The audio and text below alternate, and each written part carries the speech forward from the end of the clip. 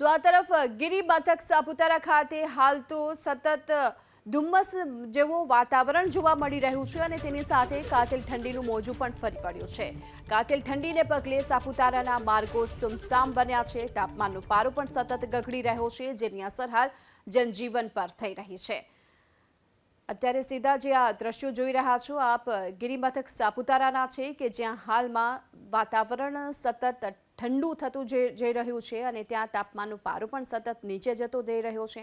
તાપમાન ગગડતા માર્ગો હાલ તો સુમસામ બન્યા છે। તો સાપુતારામાં ધુમ્મસની સાથે અત્યારે કાતિલ ઠંડી પણ પડી રહી છે। આ દ્રશ્યો સામે આવી રહ્યા છે।